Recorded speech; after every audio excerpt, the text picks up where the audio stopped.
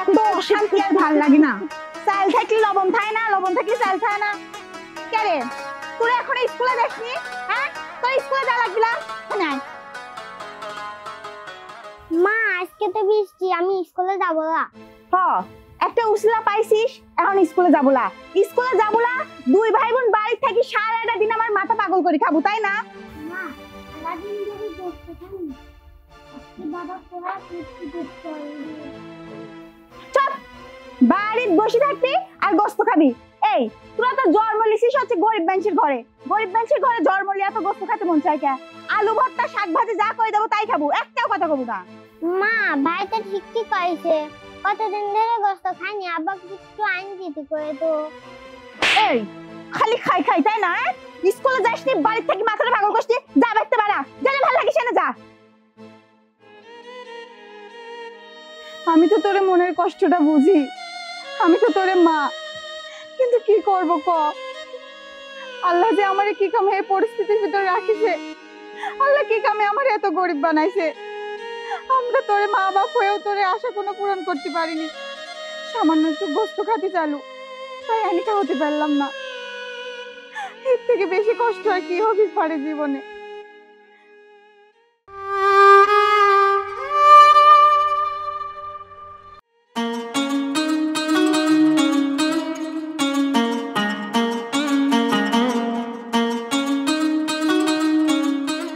আমরা পাবনা জেলার সাওয়াল পাল, মনের দুঃখে করি কাজ।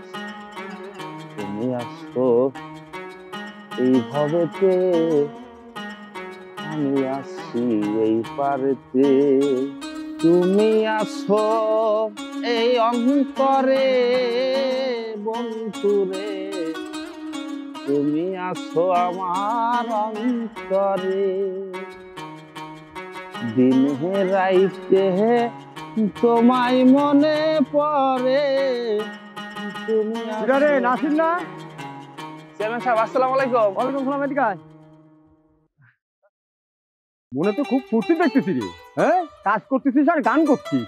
চেয়ারম্যান সাহেব ঘটনা হচ্ছে যে আমরা মানুষ গরিব হতে পারি, কিন্তু আমি তো ফুর্তি ফার্তা ছাড়া তো বাঁচতে পারবো না। এই জন্য মনের ফুর্তি নিয়ে একটু গান গাই। তা চেয়ারম্যান সাহেব আপনি কোনটা আসতেছেন? আমিও তো বাজারে গেছিলাম, আমার মেয়েটা পরে কুমিল্লায়, ও আজকে আসতেছে, এই জন্য তাড়াতাড়ি করে বাজারে গেলাম। ও আবার একটু ওই যে গোস্ত টোস্ত বেশি পছন্দ করে। তা তোর বউ কি কামে গেছে রে? প্রত্যেকদিন কামে একটু দেরি করে করে যায়। আমি কালকেও কোয়া দিছি যে আমার মেয়েটা আসতেছে, বাড়িতে একটু কাম কাজের পরিমাণটা বেশি আছে, সকাল সকাল এসো। আচ্ছা চেয়ারম্যান সাহেব, আমার কাম প্রায় শেষ, আমি এখন বাড়ি খাতে যাব, যা দেখে ও না গেছে তাহলে তাড়াতাড়ি পাঠা দিচ্ছি। ও তাড়াতাড়ি যা, তাড়াতাড়ি যাই, যদি না যায় তো পাঠা দে। আচ্ছা চেয়ারম্যান, মেলা কাম রয়েছে কিন্তু বাড়ির। আমি তো বুঝি আসলে আমার বউটা নিজের বাড়ির কাজ করে আবার আপনার বাড়ির কাজও করে। শরীরের মধ্যে কেমবা লাগে ক? এই কতবার আখি কয়ে দিলাম আজকে আমার মেয়ে আসবি, তুই তো সকাল সকাল আসিস, আমার মেয়েটার জন্য একটু ভালো মন্দ লাগা লাগে না? উনির খবর নেই, বেলা মাথায় উঠে গেল, তা উনির খোঁজ খবর নেই। আইসে গান্ডে বিন্দি কাপড়ে গিলে তারপরে একদিন বসবিনি, আজ বিলাবো নে, আজ দুই পর পর্যন্ত কাম করায় তারপর খাবি দেব। উড়িলটার মধ্যে জ্বলি যায় কেম্মা এসব কোকেননি মানুষ। ছয় সকাল বাড়ি যাচ্ছি, কাম কাজ করবি না? মিমের মা চেঁচাচ্ছেও কে? এত রাগ হয়েছে কে? চেঁচা বলাতে কি করবো? ওই যে আখি ও কইছি আজকে মিম আসবি, তাই ছয় সকাল আসা লাগবি না? ছয় সকাল আসা বাদ দিতে বেলা যে মাথায় উঠে গেছে, ওর আসার খবরই নেই। আসে এবার কি করবি জানো? ওই বাসি পন্থা গুলি আগে গিলবির বসবি, গিলে সাইডে আবার কমিউনিটি সাইড দিয়ে সাল ফলের জন্য দেন ছুই দেই। আজকে আর ওটা করবো না নে, আজ দুপুর পর্যন্ত খাটায়ে তারপর আমি খাবি দেবো। দেখে তুমি কও কি তুমি?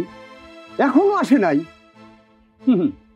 ফকিন্নির জাত আশকারা দিলি মাথায় উঠে পড়ে, বুঝলে? কালকে আমি বারে বারে কয়ে দিলাম যে আমার মেয়েটা আসবি, তুই তাড়াতাড়ি চলে আসিস, এখনো এসে ধরলে না। আশকারা দিতে মাথায় তুলেছি, তবে চিন্তা করে না, ওই স্বামীর সাথে দেখা হয়েছিল, খেতে কাম করতেছে, কয়ে আইছি, এখনই হয়তো পাঠাতে দিবি। শোনো, তুমি বেশি রাগ করি না, আমার মেয়ে আসতেছে, আজকে তুমি রাগ করলে তোমার চেহারা নষ্ট হয়ে যাবি না? হ্যাঁ আরে আমি আছি, আবার কও, আমি তোমার হাতের কাম করে দেবো না। ঠোঁয়াং বুড়ি কালে ভীমরতি ধরেছে, চলো। সত্যি কথা কি জানো, লিপস্টিকটা যদি আর একটু গাঢ় হইতে আর কপালে যদি একটা টিপ রেখে আরো সুন্দর লাগছে তোমার। দাও তো ব্যাগটা। চলো। এত কাম পড়ি রয়েছে বাড়ি তো কাম করা লাগে আমার, আবার মানুষের বাড়িটাও কাম করা লাগে। চেয়ারম্যানের বাড়ি আজকে আমাকে সকাল সকাল যাবি কইছিলি, যাবিরই পারলাম না। খালা কত রাগ করবি নি, তার নাকি নিয়ে আসবি।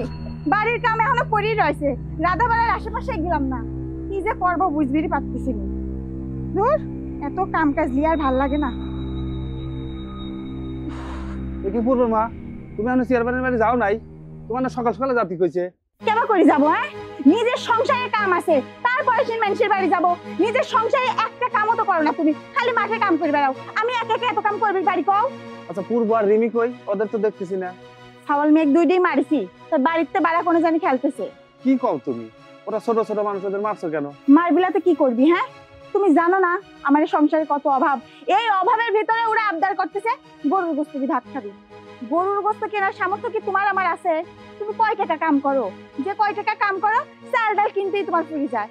আর আমি মানুষের বাড়িতে কাম করে কি আনি? চারটি ভাত, ওইটাই তো খায়। গরুর গোস্ত আমি কোনতে পাবো? কি কব পূর্বর মা, তুমিই কও।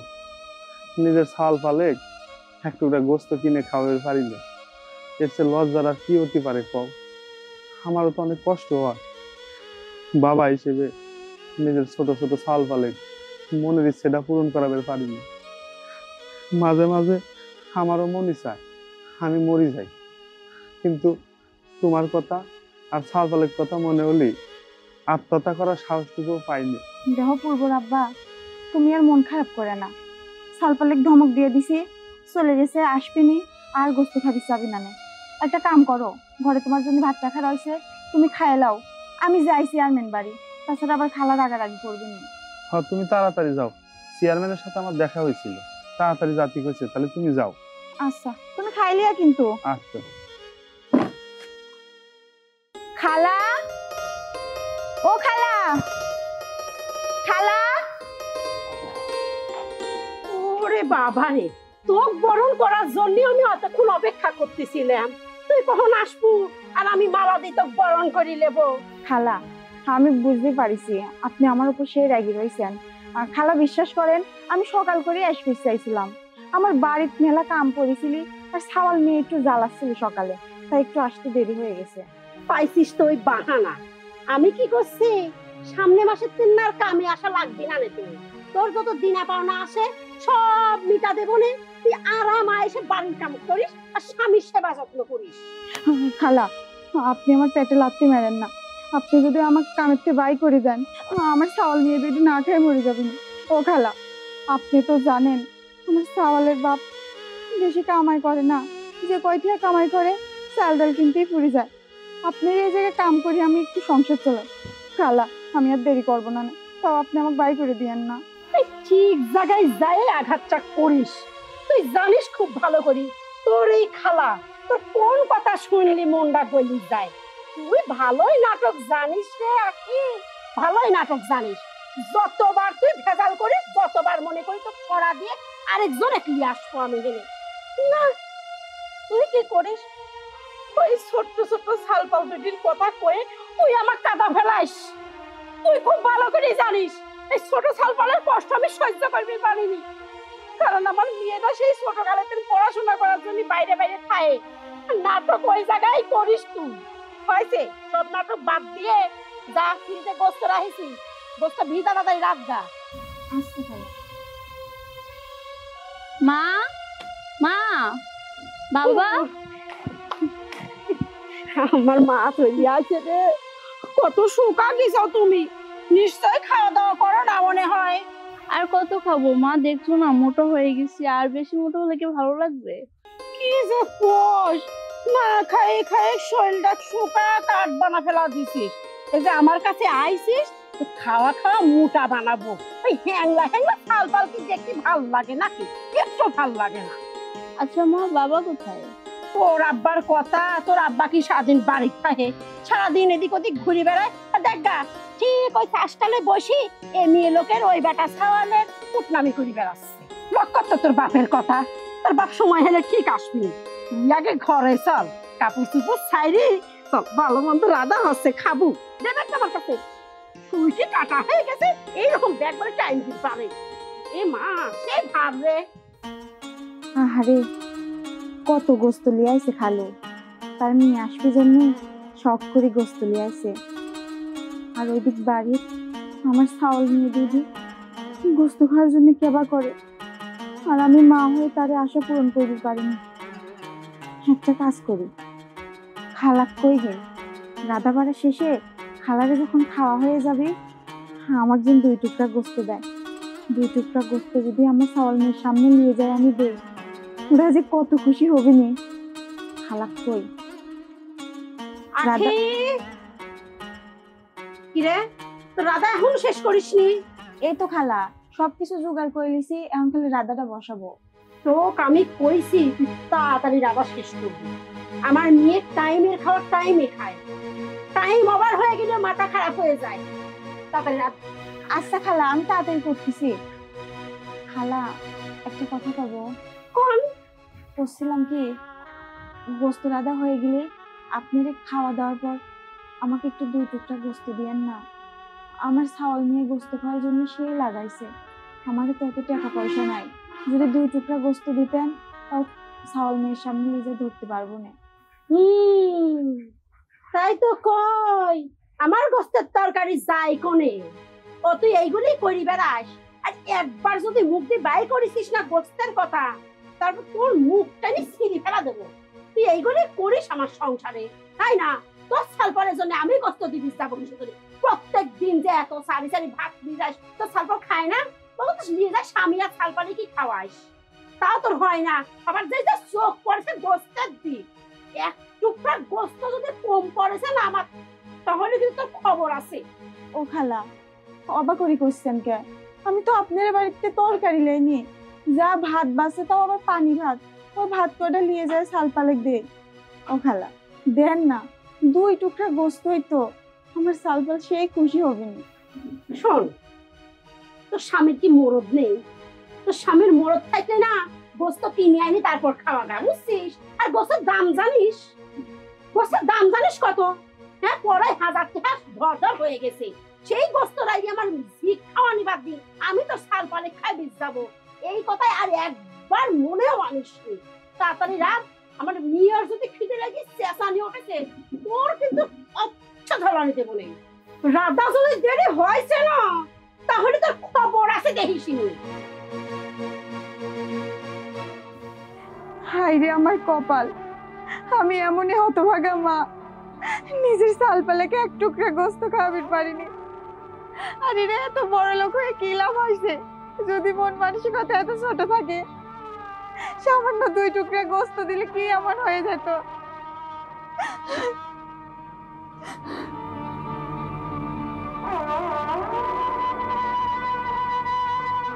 হাই রে মানুষ, শুধু নামেই বড় লোক, কিন্তু মনটা একবারেই ছোট। এই খিচুড়ি ভাতের সাথে যদি 2 টুকরা গোস্ত দিত, আমার সালপাল দুটি কতই খুশি হতো। যাক, কপালে নাই, আর কি করার। আখি, আসলেই তো 2 টুকরো মাংস দিলে কি হইতো? হ্যাঁ, সব কি শেষ হয়ে যেত? একটা তো ফুরিত না।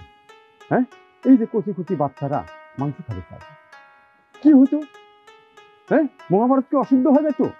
আসলে আমার বউ এইগুলি বোঝে না, ও গরিবের দুঃখই বোঝে না। তোমার যখন না করলে যে 2 টুকরো মাংস দেওয়া যাবে না, বিশ্বাস করো আমার অন্তরটা ফাটিয়ে তোর চৌচির হয়ে যাচ্ছিল। কিন্তু সামনের পর কিছু কবে পারলেন না, কিন্তু আমি সব শুনেছি। এই দেখো, তুমি এত সুন্দর একটা মেয়ে, এত সুন্দর রূপ চেহারা, তুমি যে ওই গরিবের ঘরে সংসার করতে চাও, জীবনটাও শেষ করতে চাও, জৈবনটাও শেষ করতে চাও। তোমাকে আমি কত মতো অনুরোধ করেছি, দেখো তুমি খালি একবার রাজি হও। 2 টুকরা কে, তোমার মাংস যে কয় কেজি লাগে আমি কিনে কিনে দেবো, তুমি খালি একবার রাজি হও। তোমাকে আমি বিয়ে করবো, বিয়ে করিয়ে আলাদা বাড়ি করে রাখবো গোপনে, যাতে আমার বড় বউ না জানে। একবার টাবার রাখি জীবন যৌবনটা নষ্ট করে ফেলো না। তোমার জন্য আমার খুব মায়া লাগে। খালু, এটা আপনি কি করছেন? হ্যাঁ, আপনার বয়সে আমার বয়স একবার মিলাইছেন কোনদিন? আর আপনি তো আমি 1000বার কইছি এসব খারাপ প্রস্তাব আপনি আমাকে দিয়েন না। আপনি আমাকে যে ধরনের মেয়ে ভাবেন আমি ওই ধরনের মেয়ে না। আর আমি তো আপনার মেয়ে সমতুল্য। আপনি কোন জ্ঞানে আমাকে সব কথা কন? এই একটা কথা বলি, হ্যাঁ, তোমার সবকিছুই আমার ভালো লাগে, কিন্তু যখন খালু কও তখন আমার কাছে লাগে কি 20 খরচ করি আমার কলজে দিতে গেল। আচ্ছা, এই জিনিসটা তুমি বাদ দিয়ে পারো না? তুমি আমার খালু বলে কয়ে না, তুমি দরকার পরে আমার কিছুই কয়ে ডাকি না, তো আমার খালু কয়ে না। শোনেন, আপনার মাথায় যে কি মতলব আছে ওটা আমি বুঝতে পারছি। আমার সালপাল বাড়িতে না খাই রয়েছে, আমাকে জাবির দেন। আখি শোনো, তুমি যাও, তোমাকে আমি যাওয়া নিষেধ করতেছি না, কিন্তু কথা হচ্ছে কি, তুমি আমার কথা দিয়ে যাও। শোনো, বিয়েটা করবেন লাগবি, আমার একটা প্রস্তুতির ব্যাপার আছে না, আর কিছু দিবেন না পারি, গলার একটা চেন, কাঁধের একটা দুল, এগুলি বানানো লাগবে, সময় লাগবে না। আপনাকে আমি কি কইছি আপনি বুঝতে পারেন নাই? আবার যদি আমার সামনে আসে না, এর ফল কিন্তু ভালো হবে না। ঘুরিয়ে আসবে নে, তুমি আমার পথেই আসবে নে, কিন্তু সময় লস হচ্ছে আমার। আর এই জীবন যৌবনটা এখন তো একটু টাটকা ছিল, দেরি করে আসলে পরে লস তো আমার, তোমার তো না। যাও, আমি তোমার অপেক্ষায় থাকলাম। মা কোথায়? ক্ষুধা লাগছে তো, ভাত দাও তাড়াতাড়ি। মা, মা তাড়াতাড়ি ভাত দাও। কি হলো, চুপচাপ বসে আছো কেন? ক্ষুধা লাগছে, ভাত দাও। হে মা, তো খাইবি দেব দেহি রাধার ঘরে গেছি, এখন পাতি লাগলা করে দেখি এক টুকরা গোস্ত নেই পাতিলের মধ্যে। কি বলো মা? নিশ্চয়ই এই কাজের মহিলাটা নিয়ে গেছে চুরি করে। না রে, এটা ঠিক না। আমি দেখেছি পাখি খালি হাতেই গেছে।